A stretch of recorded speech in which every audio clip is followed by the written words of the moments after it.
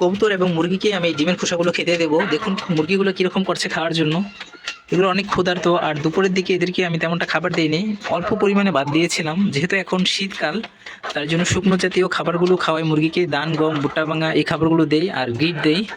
তো ভাতের পরিমাণটা অনেকটা কমিয়ে দিয়েছি, কারণ সেগুলো দিলে এখন আবার চর্বি হয়ে যাবে। তাছাড়া ডিম পাড়া মুরগিকে বেশি ভাত খাওয়ানো ঠিক নয়, যার কারণে মুরগির ভাতের পরিমাণ একদম কম দেই। শুধু শাকসবজি আর হলো ডিমের খোসা এগুলো দিই এখন। আর মাঝে মাঝে যদি কাটা হয় বা মাংসের হাড্ডি হয় সেগুলো চাবিয়ে তারপরে ফেলে না দিয়ে ওদেরকে খেতে দিই। এখন এই ডিমের খোসাগুলো আমি একদম ছোট ছোট করে গুঁড়ো করে নিব, যাতে মুরগিরা এবং কবুতররা সুন্দর করে খেতে পারে, এদের গলা যাতে আটকে না যেতে পারে। ডিমের খোসাগুলো আমি ভালো করে গুঁড়ো করে নিয়েছি অফ ক্যামেরায়, কারণ দ্রুত আবার গুঁড়ো করলে হাতের মধ্যে লেগে যেতে পারে। ডিমের খোসাগুলো খুবই ধারালো, যার কারণে আস্তে আস্তে সময় নিয়ে গুঁড়ো করেছি। এখন মুরগিকে খেতে দেবো আর কবুতরকে, বিশেষ করে কবুতরের জোড়াটাকে খেতে দেবো, যেটা ডিম পারবে খুব শীঘ্রই, ওইটাকে খেতে দেবো। আর হলে এই মুরগিগুলোকে খেতে দেবো। খাবারের পাত্রটা মুরগি ভিতরে নখ দিয়ে ফেলে রাখছে, তো ওইটা ওইখান থেকে এনে তারপরে খাবারগুলো দেবো। না হলে খাঁচার মধ্যে দিলে আমার হাত থেকে ঠুকুর মেরে মুরগিগুলো খেয়ে ফেলবে, কারণ ওরা অনেক ক্ষুধার্ত। এই যে খাবার পাত্রটা আমি নিয়ে আসছি, এখন যেগুলো একটু বড় বড় ডিমের খোসাগুলো ভালো করে মিক্স করতে পারিনি সেগুলো দেবো, আর ছোটোগুলো গোড়াগুলো সেগুলো আবার কবুতরকে দেবো। মুরগিকে আর বেশি দেবো না, মুরগিকে গ্রিট দেবো আর খাবার দিয়ে দেবো। এগুলো হলো কবুতরের খাবার। মুরগির খাবার আমি এখানে রেখে দিয়েছি চেয়ারের নিচে। এই যে এখানে গম আর ভুট্টা ভাঙা দেবো কিছু। গম নিয়েছি, এখন ভুট্টা ভাঙাটা নেব। এই যে একসাথে নিলাম, অনেকটা পড়ে গেছে তো থাকুক, কিছু পরিমাণ জিটও দিতে হবে এদেরকে।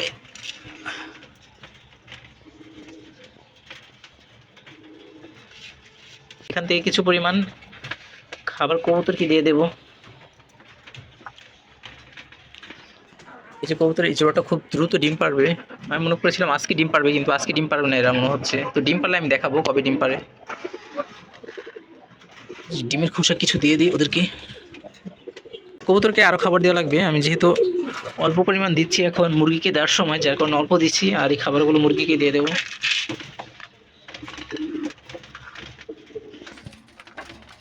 কিভাবে খাচ্ছে দেখুন, কত সোনালী মুরগির বড় বড় নখ আমার হাতের মধ্যে লেগেছিল, যার কারণে এখানে অনেকটা রক্তাক্ত হয়ে গিয়েছে। আর এটা নখ কিন্তু অনেক বড় এবং খুবই ধারালো, যেহেতু বড় মুরগি নখ তো বড় হবেই। ওরা খাচ্ছে খাক, আর কবুতরকে আমি খাবার দিয়ে দিই। একটু পরে সন্ধ্যার আজান দেবে। কবুতরকে কিছু পরিমাণ গিট আগে নিয়ে আসবো, তারপরে খাবারগুলো দেবো। কবুতরের গিট নিয়ে নিচ্ছি আমি, যেখানে গিট আছে। আর মুরগিকেও এর সাথে দিয়ে দেবো, কারণ বারবার বের করবো না। শীতের মধ্যে বারবার বের করলে হাত ধোয়ার সময় তাহলে আবার ঠান্ডা লেগে যাবে। একসাথে সবগুলো খাবার দিয়ে দেবো।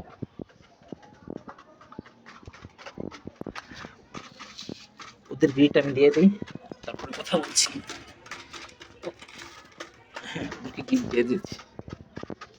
এখন সব কবুতরকে আমি খাবার দিয়ে দেবো, মিক্সার করে খাবারটা দিয়ে দেবো। শুধু ওদেরকে একটু আলাদাভাবে দেবো, কারণ ওদের গিট খাওয়ার প্রয়োজন নেই, যেহেতু ওরা তা দিচ্ছে ডিমের মধ্যে।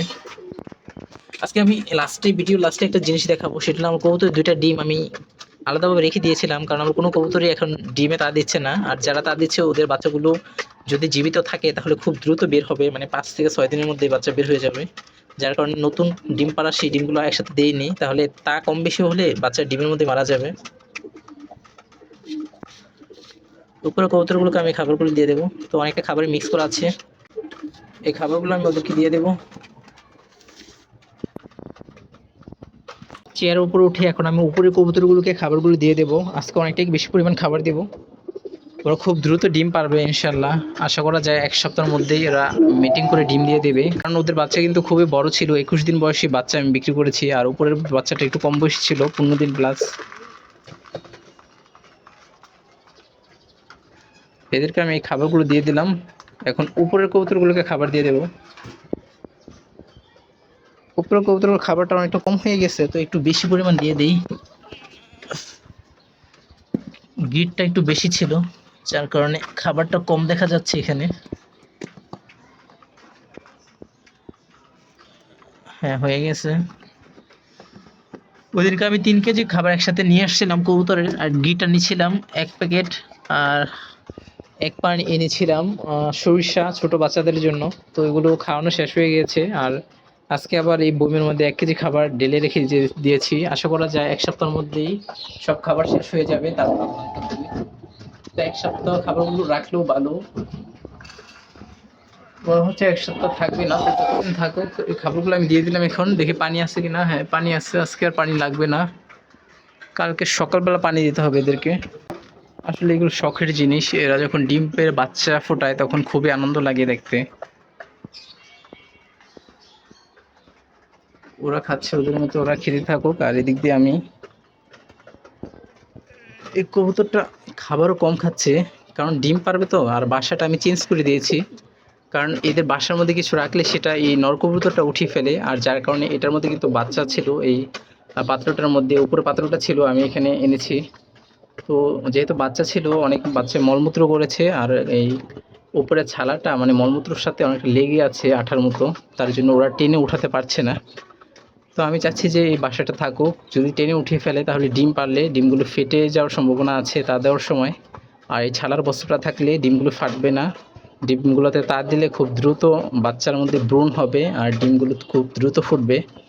আর ওইভাবে কোনো ছালা না দিলে বা বালু না দিলে তাহলে ডিমগুলো ঠান্ডা হয়ে থাকে আর তাড়াতাড়ি জমতে চায় না। আমার কবুতরের যে ডিমগুলো পেড়েছিল আমি এখন সেই ডিমগুলো দেখাবো। দেখি ডিমের কি অবস্থা। আমি জানি না এই ডিমগুলো ফুটবে কিনা, কারণ ডিমগুলো পেড়েছে 4-5 দিন হয়ে যাবে, এখনো কবুতর বা মুরগির নিচে দিতে পারিনি। ডিমের মধ্যে ভ্রূণ কতদিন জীবিত থাকে তা জানা নেই।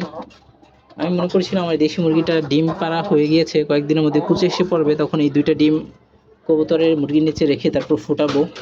আবার যখন কবুতররা ডিম পারবে মানে বাচ্চা ফুটবে, তখন আবার এই ডিমগুলো আবার বাচ্চা ফোটার 2-1 দিন আগে ওদের নিচে রাখলে বাচ্চা ফুটলে সেই বাচ্চাকে কবুতররা যত্ন নেবে। কিন্তু দেখা যাক কি হয়। এই যে ডিমগুলো দেখতে পাচ্ছেন, ডিমগুলো আমি ডেকে রেখে দিয়েছি।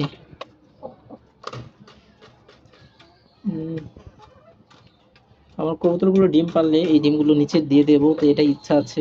তো সবাই দোয়া করবেন যাতে 2টা ডিম থেকে বাচ্চা ফোটে আর ডিমগুলো যাতে নষ্ট হয়ে না যায়, কারণ এখন তো শীতকাল, এখন তো নষ্ট হওয়ার সম্ভাবনা খুবই কম।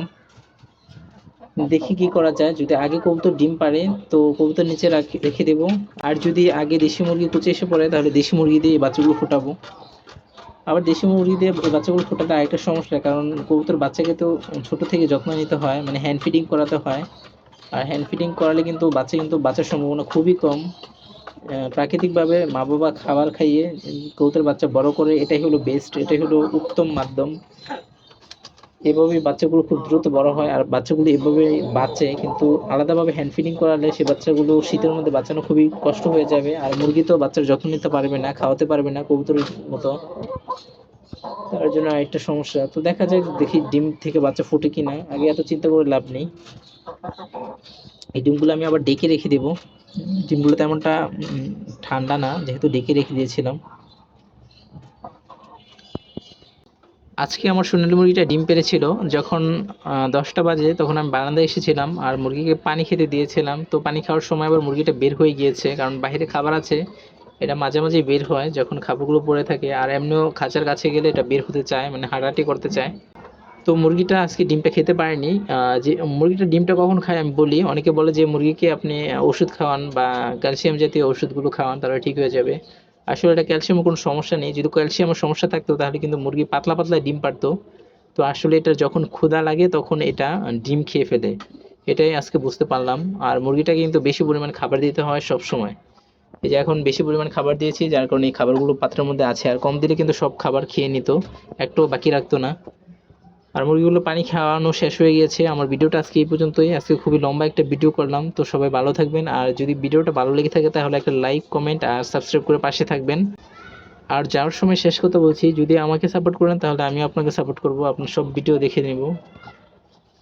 তো আজকের জন্য এই পর্যন্ত। সবাই ভালো থাকবেন। আল্লাহ হাফেজ।